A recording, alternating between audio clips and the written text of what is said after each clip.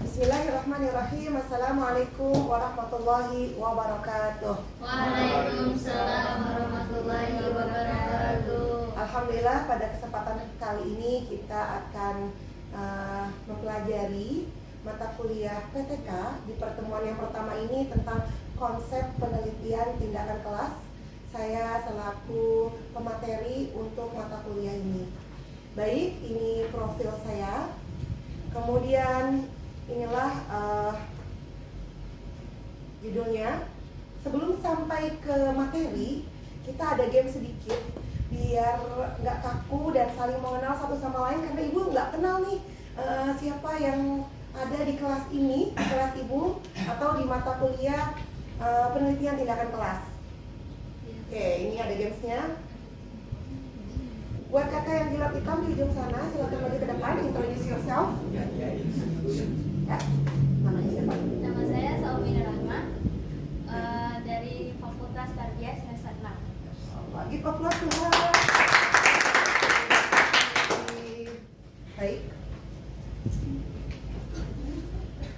Indikator pembelajaran hari ini untuk pertemuan pertama, kita langsung ke sejarah ilmu PTK, menjelaskan definisi PTK, menjelaskan tujuan dan manfaat PTK, serta apa sih bedanya PTK dengan penelitian lainnya.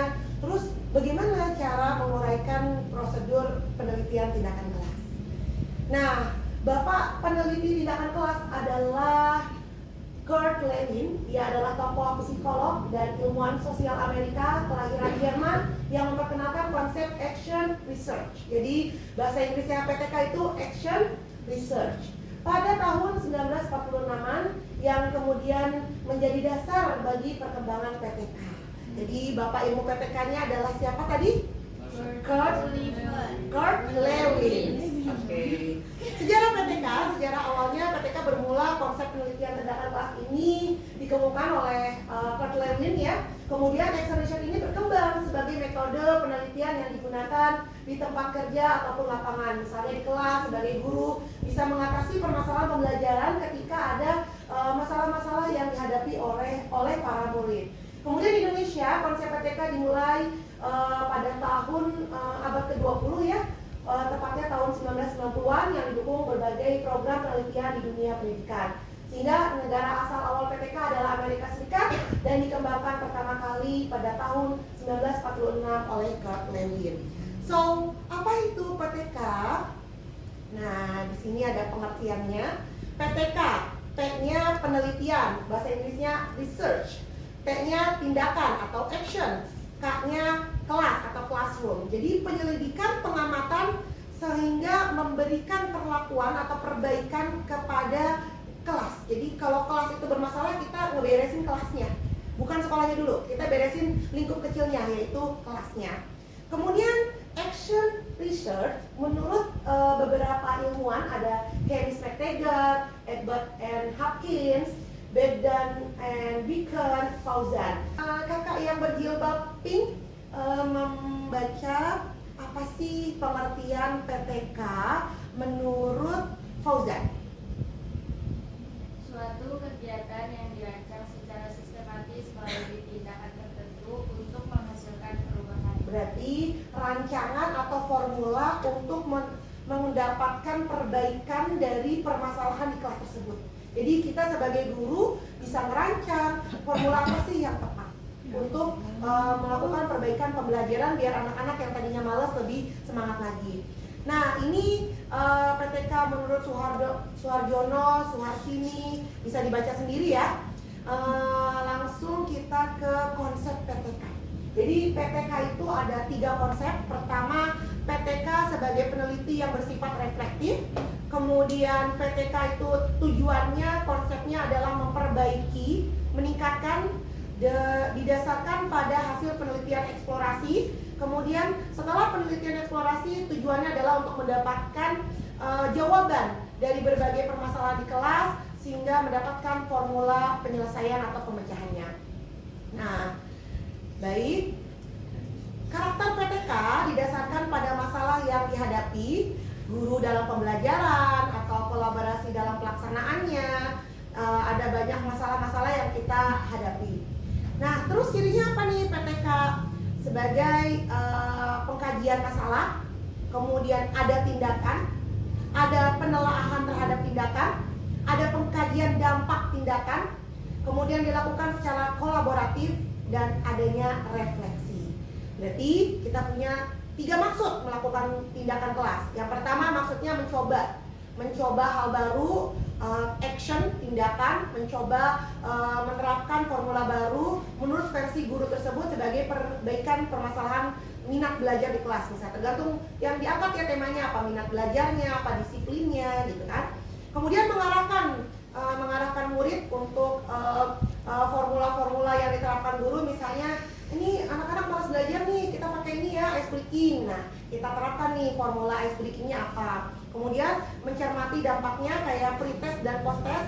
Apakah sebelum ada action, sebelum ada formula ini, sebelum diterapkan, kira-kira ada nggak nih nilainya bagaimana nih? Nilainya ternyata masih 6. Pas dikasih formula atau buat mengikat atau mengangkat minatnya, ternyata nilainya naik dari 60 menjadi 80. Berarti dia termasuk peneliti yang berhasil.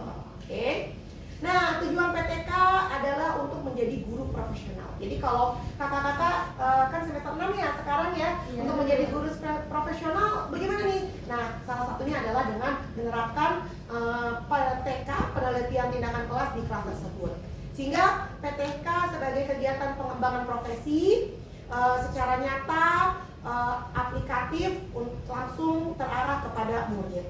Terus bagaimana nih unsur tugas guru? Tugas guru kan sebagai pendidik. Yang kedua, coba kakak yang jilbab putih, ya, silakan unsur tugas guru sebagai apa?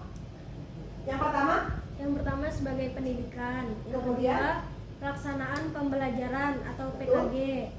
Terus pengembangan keprofesian berkelanjutan. Terus yang terakhir jadi penunjang. Ya, berarti guru itu kita punya, nanti kakak-kakak kan calon guru nih, kita punya tiga tujuannya. Kita sebagai pendidik yang merubah dari yang tidak tahu menjadi tahu, kita juga sebagai pelaksana pembelajaran yang mengajarkan atau mentransfer ilmu kepada murid, kemudian sebagai pengembang keprofesian juga sebagai guru kita punya pengembangan diri, self healingnya dengan publikasi ilmiah, atau kita bikin karya inovatif, formula baru, kemudian kita juga bisa mengadakan seminar atau workshop. Semoga ke depan nih bisa ada yang jadi pemateri seminar atau pemateri workshop. Amin. Nah, ini untuk publikasi ilmiah ya, guru tuh bisa tulisan ilmiah, jurnal, buku pelajaran, modul, diktat, buku dalam bidang pendidikan, buku pedoman guru. Siapa tahu nanti kita punya ada proyek gitu ya, membuat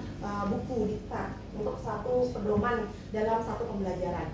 Baik, inilah prinsip PTK, asli, konsisten, perlu, dan ilmiah. Kemudian perbedaan PTK boleh kakak yang ada di belakang maju ke depan nih, kira-kira perbedaan PTK yang pakai kacamata boleh dengan kata siapa? Ayo silakan maju ke depan. Tolong sampaikan kepada kita bagaimana sih perbedaan PTK dengan penelitian ilmiah lainnya. Kalau dari segi tujuan perbedaannya apa nih? Kalau PTK untuk memperbaiki praktik pembelajaran secara langsung di kelas. Baik, kalau penelitian ilmiah Menguji hipotesis untuk menambah pengetahuan. Berarti tujuannya beda nih ya. Kalau yang PTK tuh cuma memperbaiki kelas, kalau penelitian ilmiah tuh lebih terarah, tersusun, dan untuk pengetahuan umum. Jadi aplikatifnya lebih meluas. Kenakan dong buat baik, inilah alur pikiran ilmiah ya untuk penelitian tindakan kelas. Ini bentuk tindakannya ya. Jadi pertama kita rumusin nih masalah apa nih yang mau diangkat. Oh iya, ternyata masalahnya adalah malas belajar. Angkat nih permasalahannya. Terus rumus kalau kita malas belajar apa dah? Karena belum sarapan. Karena apalagi? Ngantuk. Terus apalagi nih Kak? Apanya yang nggak aktif? Belum ngopi. Oh, belum ngopi gitu ya. Masya Allah. Ya, atau mungkin gurunya kurang inovatif. Ya, ini kan bisa jadi masalah pembelajaran.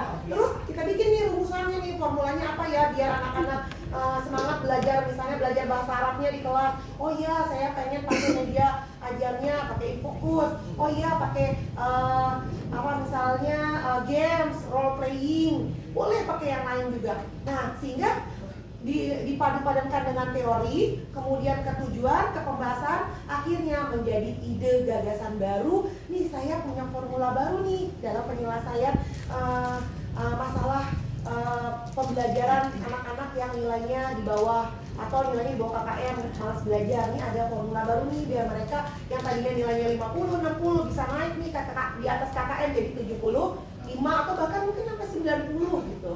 Wah, itu tergantung dari permasalahan di kelas. Kemudian ini prosedurnya bisa dibaca. Nah, ini siklus itu pasti ada beberapa tahap ya. Pertama, apa tuh? Tahapan yang pertama apa nih?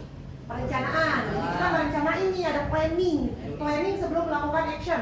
Kemudian pelaksanaan. Nah, ini actionnya. Jadi setelah planning baru ada action. Kemudian pengamatan, dilihat, diamati. Kira-kira ini action yang seperti ini nih cocok nggak nih gitu. Kemudian refleksi. Ternyata siklus pertama gagal, bukan karena kurang ngopi, emang dasar anaknya males gitu misalnya. Akhirnya kita pakai formula baru, dikasih kopi tetap aja nilainya 6 gitu kan. Akhirnya formula barunya dengan cara games atau role playing atau apa gitu ya. Akhirnya pakai perencanaan lagi, diganti nih formulanya, perencanaannya diganti, formulanya diganti, kemudian akhirnya dilaksanakan, kemudian pengamatan, di akhir refleksi ternyata memang yang mempengaruhi minat belajar adalah ada role playingnya, ada punishment sama rewardnya. Kalau nih anak nih di bawah KKM ada punishment hukumannya apa, atau reward misalnya di atas KKM nih dapat nilai bagus, kita kasih reward hadiah gitu, baru dikasih kopi tuh di akhir ya.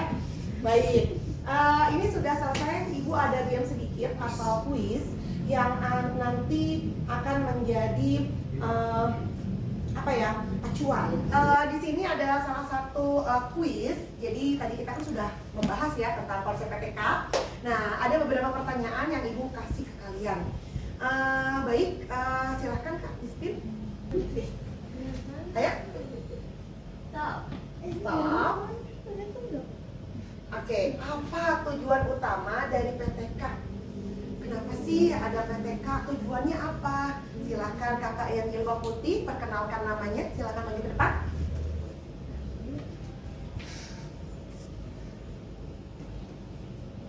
Ya, siapa? Namanya Robiatul Adalia.